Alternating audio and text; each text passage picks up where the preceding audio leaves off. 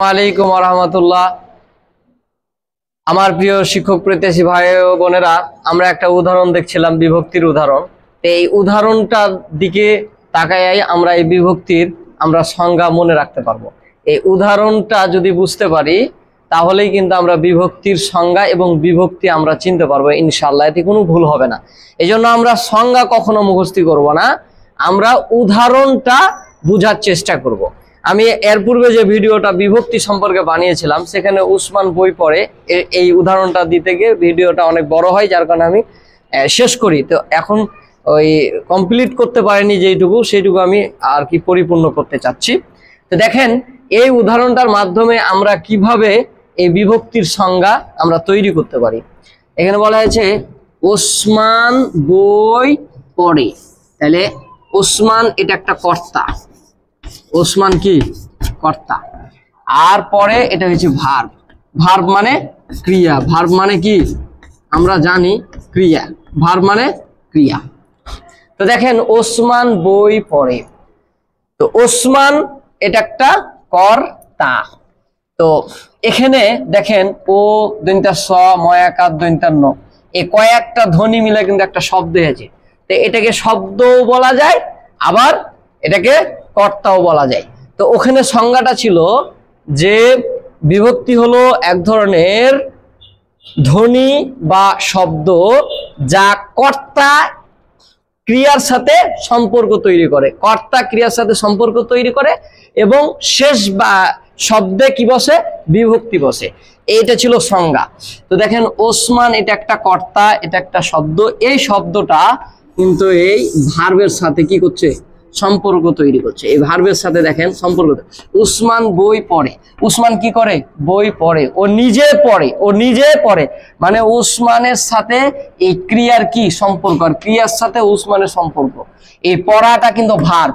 তো ওখানে সংজ্ঞা ছিল যে কর্তা কি করবে, ক্রিয়ার সাথে সম্পর্ক বুঝাবে এবং বিভক্তিটা শেষে বসবে। এই যে বিভক্তিটা দেখেন শেষই বসছে, এটা একটা কিন্তু শব্দ, এটাও কিন্তু শব্দ, এটাও কিন্তু শব্দ। আমরা জানি শব্দ তৈরি হয় কি দিয়ে, শব্দ তৈরি হয় কয়েকটা ধ্বনির মাধ্যমে, কয়েকটা ধ্বনির সমন্বয়ে। আর বাক্য তৈরি হয় কয়েকটা শব্দের সমন্বয়ে, কয়েকটা শব্দের সমন্বয়ে বাক্য তৈরি হয়, কয়েকটা ধ্বনির সমন্বয়ে কি শব্দ তৈরি হয়। ও তিনটা সময় কাটিগলে কিন্তু একটা ধ্বনি।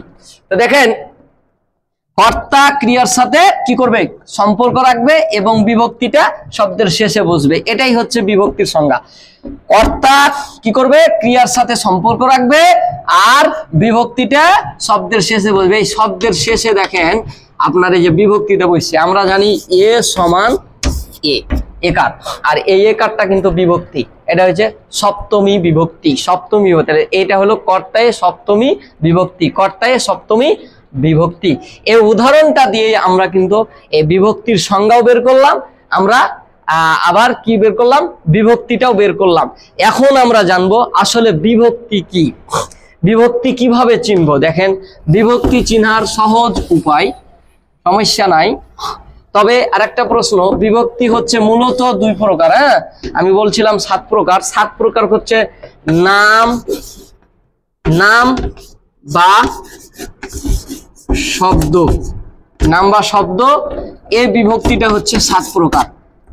আর একটা হচ্ছে, এটা হচ্ছে 1 নাম্বার, আর এটা হচ্ছে 2, এটা হচ্ছে ক্রিয়া বিভক্তি।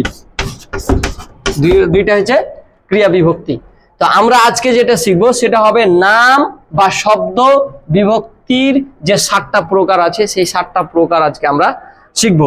কিন্তু বিভক্তি মোট 2 প্রকার, পুরাতন বাংলা ব্যাকরণ অনুযায়ী, আর নতুন বাংলা ব্যাকরণ অনুযায়ী বিভক্তি ফের আবার 3 প্রকার। যদি 3 যদি না থাকে অপশনে, তাহলে উত্তর হবে 2, এটা মনে রাখবেন। নতুন বাংলা ব্যাকরণ অনুযায়ী 3, আর পুরাতন বাংলা ব্যাকরণ অনুযায়ী 2। যদি অপশন 3 থাকে তাহলে 3 উত্তর হবে, 3 না থাকলে 2 উত্তর হবে। এই জিনিসটি খেয়াল রাখবেন। এখন আমরা যেটা শিখতে চাচ্ছি আর কি, কয় মিনিট হয়েছে দেখো তো। আচ্ছা এটা রাখো।